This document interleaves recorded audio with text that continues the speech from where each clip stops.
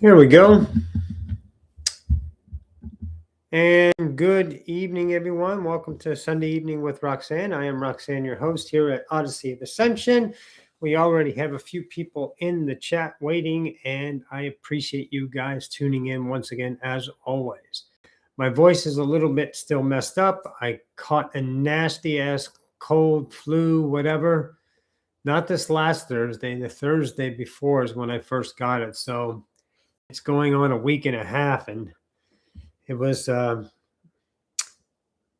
not feeling good to chills and feeling like crap and just blah. And then that kind of went away. And now it's just a wicked cough. And now the cough's finally going away. And we've had beautiful weather here. So I've got to go outside and sit in the sunshine. This whole last week, it's been sunny and 70, mid 70s the whole time. So that was really nice to be able to get outside and get some sunshine and some warm weather. Welcome all once again. I'm going to go ahead and talk about doubt.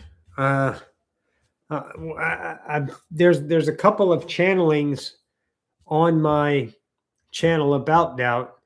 By the way, if you ever just want a topic to go and listen to, go to the home screen of my channel and just type in the word you're interested in, see what comes up, because I have a lot of information on different ideas and subjects. But I want to talk about doubt, and I want you to know what it does and what it did to me. And of course, universes are subjective. They're very intimate, very personal. But as humans, we share a commonality, and we've managed to label a lot of these ideas, and we put them into structures. And those structures help us communicate and share our own understanding of something in particular. So we all understand what doubt is. And it's a killer for me. And the reason I say that is because it caused so much hesitation. And let me preface this with something. So much hesitation, second guessing, and then changing my mind when my heart said something. And I always went with my mind. So let me preface this with this. You get into a reality, and you're birthed into it, and you covet your environment, and it becomes your world. And then as you grow, you start to see very strange things that you've never seen before or understood. And that's introduction to reality. And then you start to learn how things are done and how people have different opinions, and how I remember the first time when people start getting mad at each other, blaming each other. I remember very distinctly. I was young, second grade, second grade. I don't know. I was really young. If that's young, I'm not sure. But anyways, it was young. And we were at a horse racing track. And yeah, I was at a horse racing track very young. And I saw people throwing things at the jockeys because they lost the race, and they were yelling at them. And then I didn't understand why they were yelling at them. I mean, look, these guys are racing, and this is exciting. It's a horse race. It's a good time. And then I started getting introduced to bad stuff, So our society teaches us things. And I was taught to doubt myself. And I want you to listen to this, because I want you to look back at your life and look at that monster doubt and see what it's done to you and how it's shaped your reality and shifted your reality. There's two kinds of doubt. One that you know, and one that you think you know. And I always went one with the think I know. And the reason why I got so much doubt in my life is because of criticism and be doing it wrong. Although it wasn't wrong, but it wasn't someone else's right that had authority over me, whether it was a teacher or a peer or a boss or a parent or a sibling. And they all wouldn't want me to succeed. Can you imagine that? Your fucking dad not wanting you to succeed? He would vote for me when I was doing sports and cheer me on when I did stuff that would fit in his world. But if it was my world and I was doing something that he didn't understand, he would criticize me and put me down. And then I started doubting myself. Let me tell you what doubt does. It shuts down worlds. It shuts down potential timelines. It shuts down realities. It takes you and puts you back into your fucking little hole because you don't want to take a chance. I know one thing, you can't fuck it up. There's no fucking it up if you listen to your heart, and you have to learn discernment. You can search on the channel for discernment. Discernment is absolutely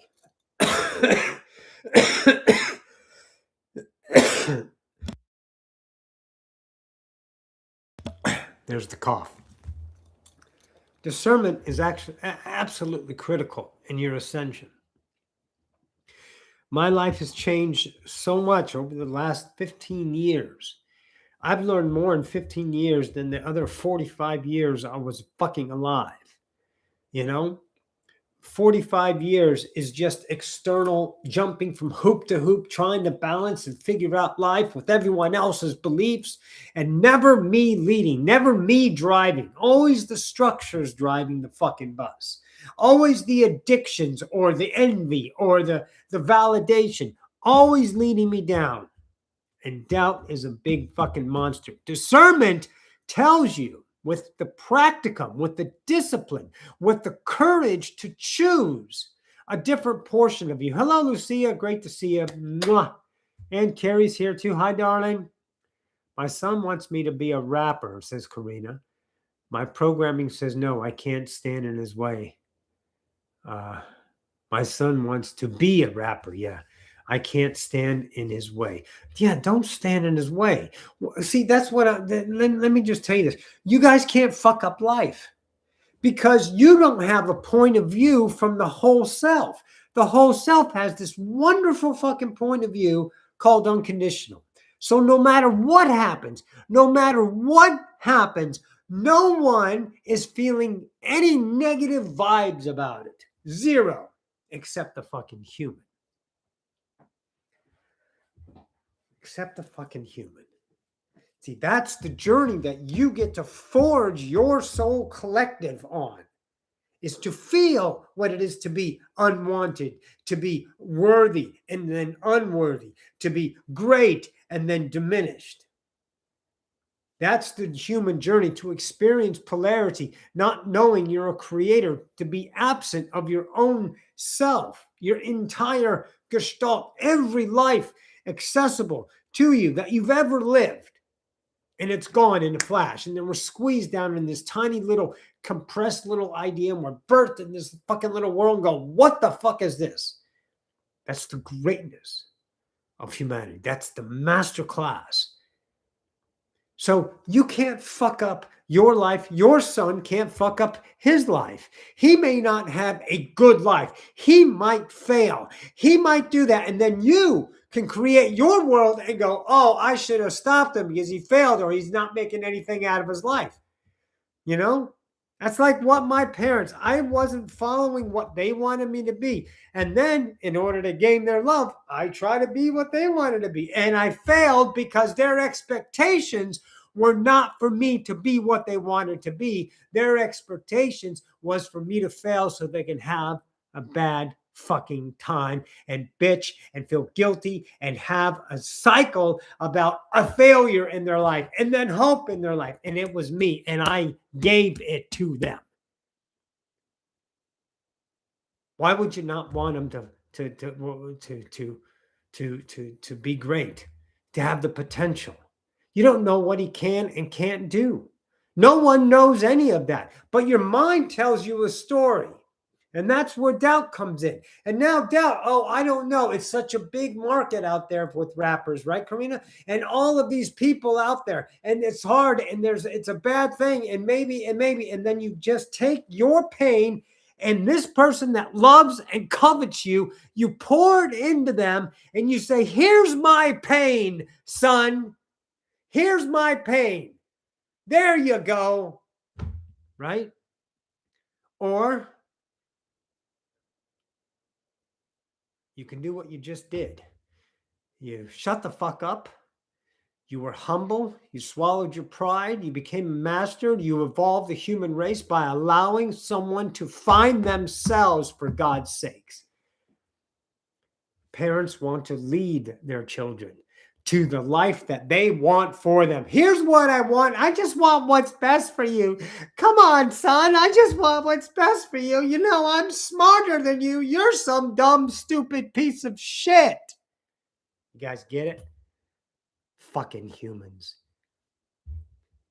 That's the game right there. And doubt was huge in my life. You see, humans play a game.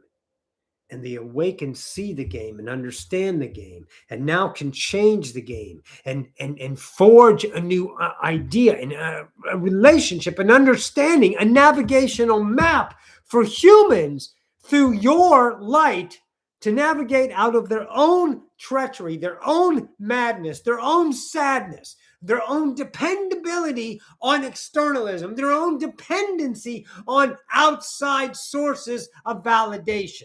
And know that they're enough on their own. Now know that their existence is enough. They don't need to be dependent. They don't need to be addicted. They don't need to be that. But the society breathes different, doesn't it?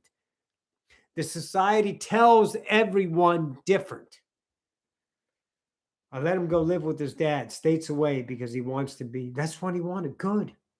Congratulations. Because he's not your son. He's your best fucking friend. That's what you got to know. He's not your son. That's the role you're playing. But as soon as you get off the stage, you guys are going to go out and have a beer together. Go and shoot the shit somewhere after the show. But once you get on the stage, you play your roles. That's all it is.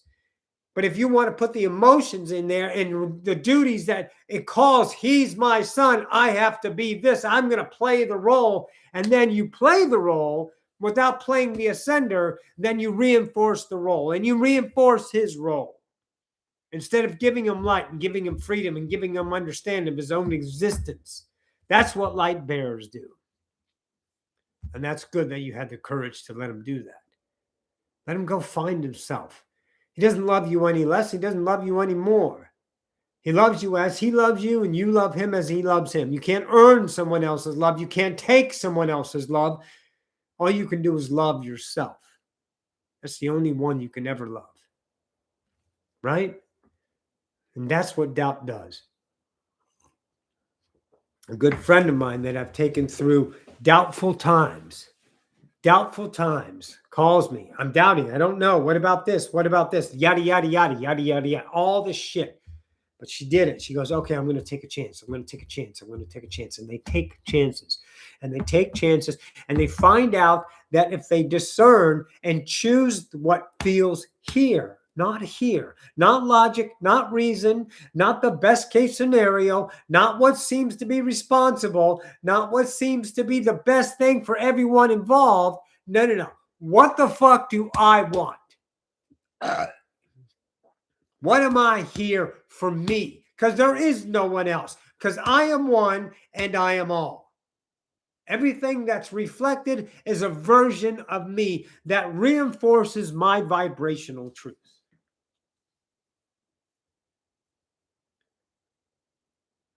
Very good, David. David writes in the chat, he has a chance to follow his passion. That is the gift you've allowed him to experience. Absolutely. Doesn't matter what. Just because if a child does something that is in a negative context according to humanity, that's his maturing. It might take him 5 more cycles to go through that immaturity, but you're allowing him to feel it fully or her to feel it fully, to be that person and then evolve themselves. But no, up here, we're always trying to shelter people. We're always trying to take people away, hide things from them. Oh, I wouldn't want them to have that pain. They don't need to know. They need to know everything that's possible with humanity. I'm watching this cool fucking series, How to Catch a Killer, right? I just love the serial killer shit. No idea why. And I also love Fargo. Did you ever see Fargo, the series? Of course, the movie's phenomenal. But I'm watching the series, God, it is so good.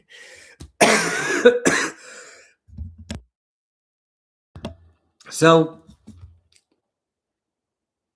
this series is like, it's about this people that were cannibals.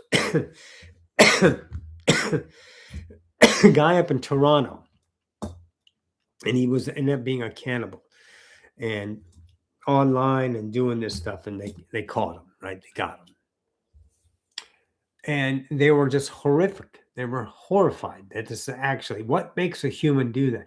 I'll tell you what, value fulfillment. That's what makes a human do something. And don't think for 1 second your collective hasn't been the rapist, hasn't been the martyr, hasn't been the hero, hasn't been the villain. You and your whole collective oversouls, with as many lives as you've walked, you've been the murderer and the victim. You've lived all lives.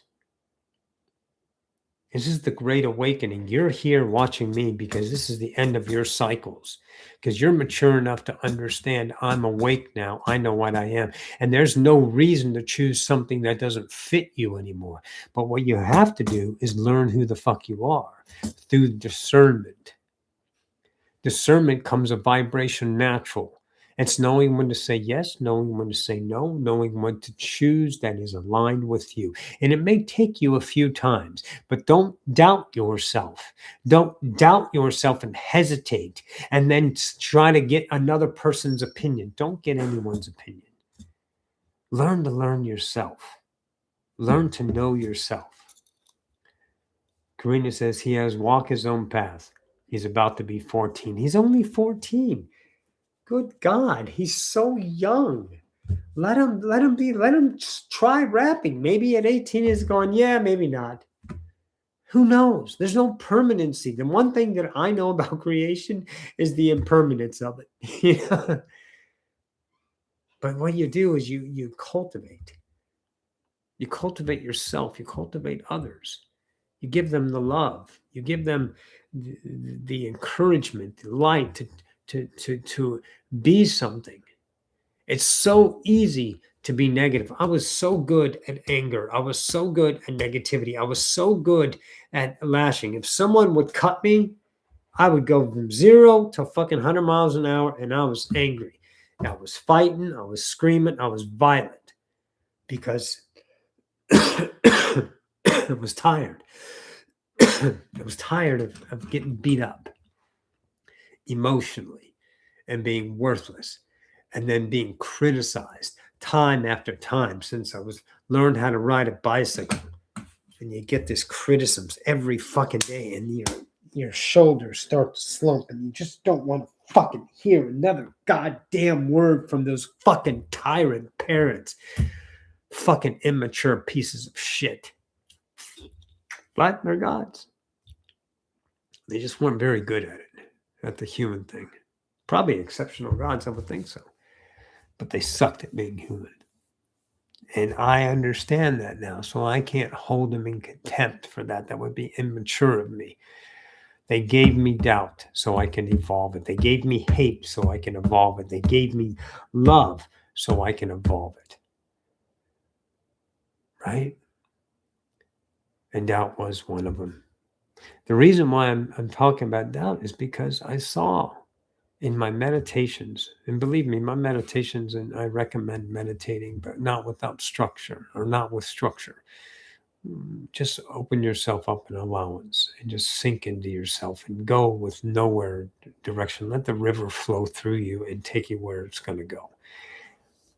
But the meditations have shown me the parts of myself and bring up astounding memories. Things that I couldn't imagine even remembering to this day about my life, and how much I would doubt myself. And that's vibration. For God's sakes, think about it. What you put out is what you get back. What you're vibrating is what you're telling the mirror that you are. It's your truth. And I was always doubtful. I was always negative in the idea of my passion, because I would go and try something and I would fail at it. And I was like, okay, I'm going to do what they want me to do. And I was horrible at school. I'm not smart like that. I can't figure that out.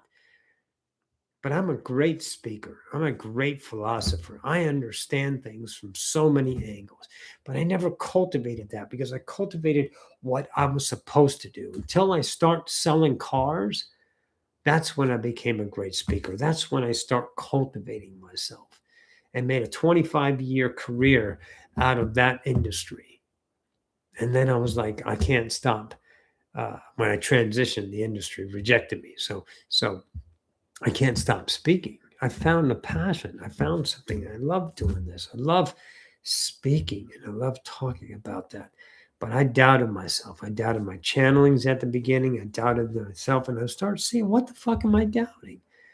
And I realized I'm afraid. I'm afraid to make a mistake. I'm afraid that my parents are going to pop up and tell them what they always did. Oh, you fucked it up. No, they didn't say you fucked it up. You know what they said?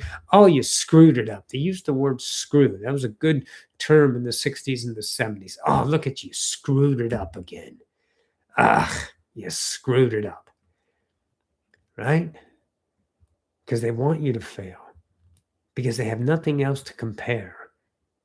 They need a comparison. And some parents are on the opposites nowadays. They just pedestal their kids and make them invincible. And put them on this fucking pedestal and just make them invincible and pump them up. And the world is going to kick them in the nuts and tell them, no, you're not great. And they're not going to understand that. They're not going to understand that. Right? But we're not here to teach them how to parent. We're not here to do that. We're here to represent. Right? That's what we're here to do. To represent. We love you as you are. And if you change, we love you still. Fucking A.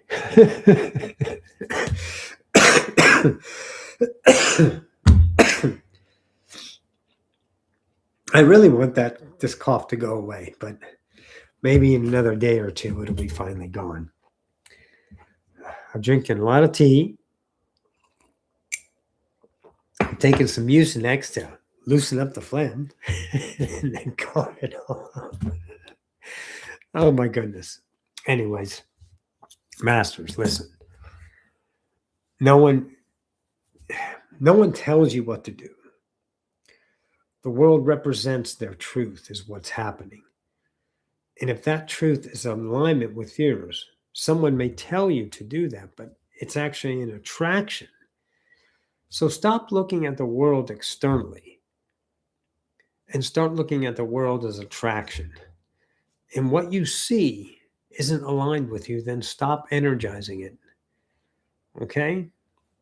The only reason why hungry lions stay alive is because people feed them. So if you starve the lions, starve the predators, then they'll go and find food somewhere else. So that's how you destroy realities, is by shifting your focus. Their reality is still theirs, but it's no longer your reality. Right? And I brought in all of the doubt and all of the anger and all of the self-hatred into my world. I took it in and I said, this is the truth. And I hugged it and I cultivated it and I became it and I lived a miserable fucking life. You know, I had my escapes and I had all that stuff and it was wonderful. If you look at it from now, but during it, it was horrible, horrible, very painful. But I was mature enough and courageous enough to make a change. And I stopped doubting myself. Oh man, when I transitioned, good God, there was so much fucking doubt. It was screaming to go back. Just do it part-time, only do it at night, blah, blah, blah.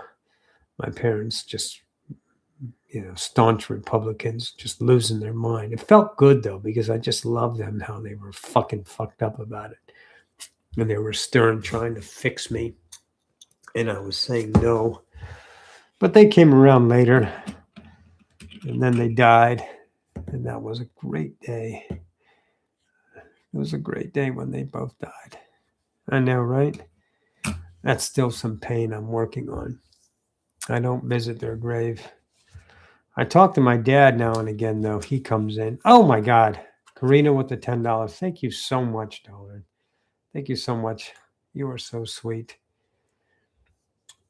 But my dad, on the day he died, I don't know if I told you guys publicly or this or not. He died at 9:30 on a Sunday night. And at 9:30, my dad came to me. I'm sitting there on my computer doing something. And I just get it. And it's like, he's right there. I was like, hey. And there was no voices yet. It was just the presence. And I was like, hey, Dad. And then I felt it. I was like, oh my God, you died. And he goes, I did. It's awesome. And I said, well, that's fantastic. Now you're free. And he goes, yeah, I am. We'll see you around the galaxies. They're exact words. And then he's gone. And he pops in back and forth. So I can relate to him and I can relate to my mom up there. Although I never feel my mom. I don't feel much of her. But I feel my dad now and again. But see, that's a different relationship.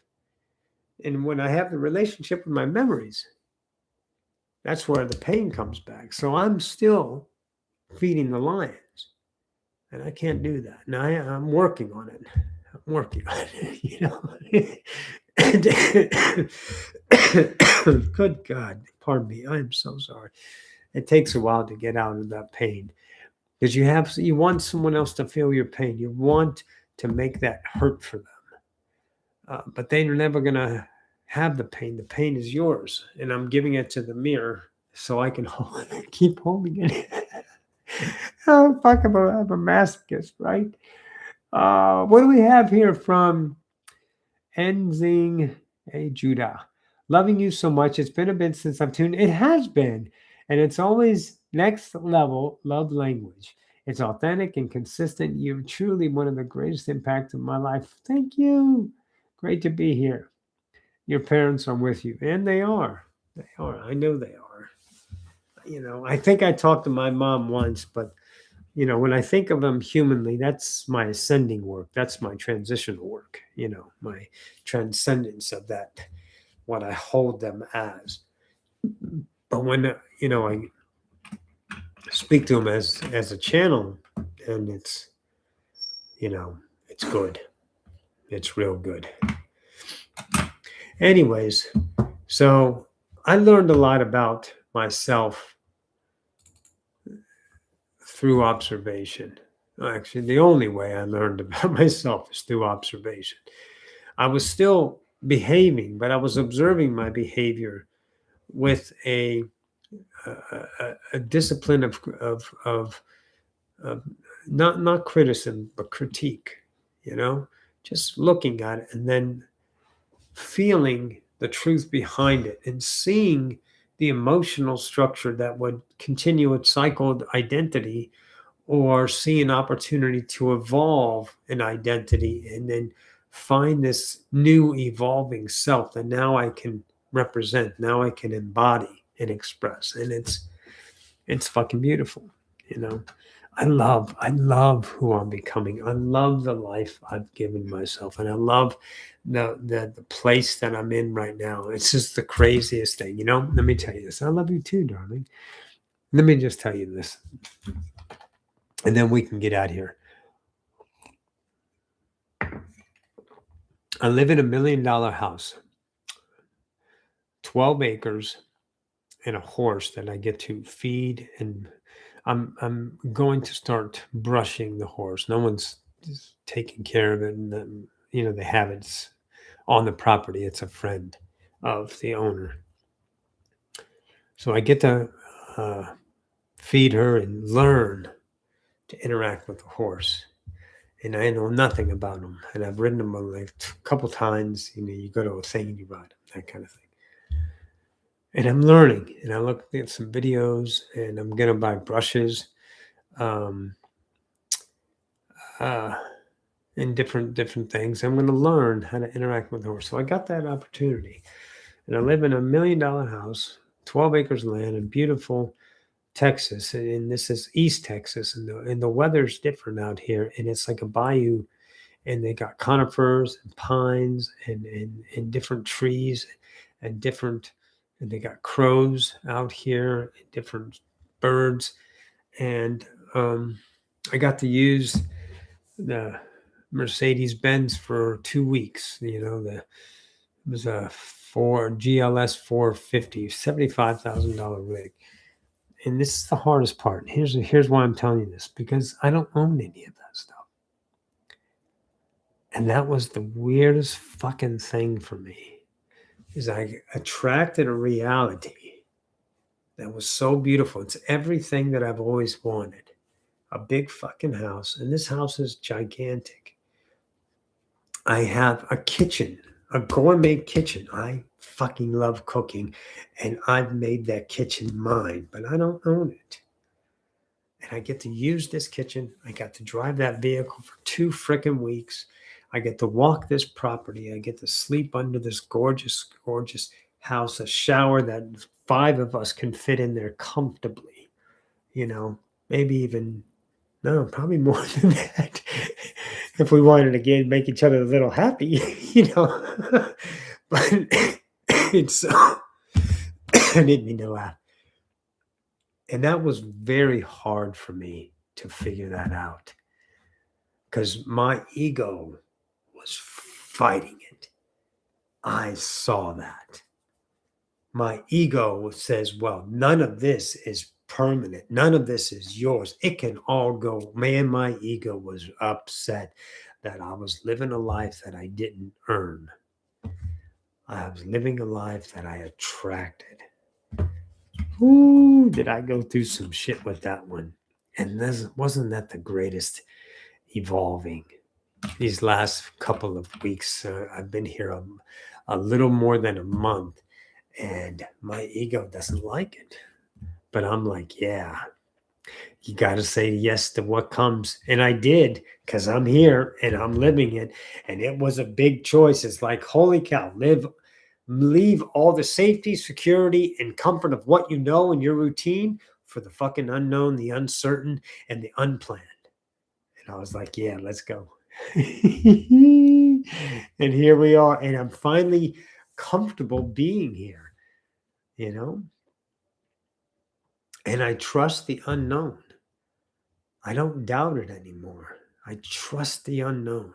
It's so beautiful to do that, because you're not afraid anymore, because your vibration is aligned with your nature, and only what comes in is the authentic attraction of your vibration. So I'm like, booyah. Anyways, I think that's it for today. Okay. And about 10 or 12 of you tuned in. I love you. I'm doing a happy dance for you, LOL. Thank you, darling. And thank you so much, Karina, for the super chat. And guys, listen, if you liked the video, be sure to give us a thumbs up. And of course, if you always care to donate to Odyssey of Ascension, the link is right there. And you can go there and donate if you like. And we're here every Wednesday. No, we're not. We're here every Sunday. Wednesday's the master classes. But every Sunday, 7 p.m., unless something else happens. You told me I am worthy. I know you are. It's what? Your creation. I learned that from you. Yeah, baby. I got to learn my own teachings. Yes. Thank you. Love you, Carrie. All right, everyone. Thanks all for tuning in. We'll see you in the next now. Love you all. Have a good night, everyone. Bye.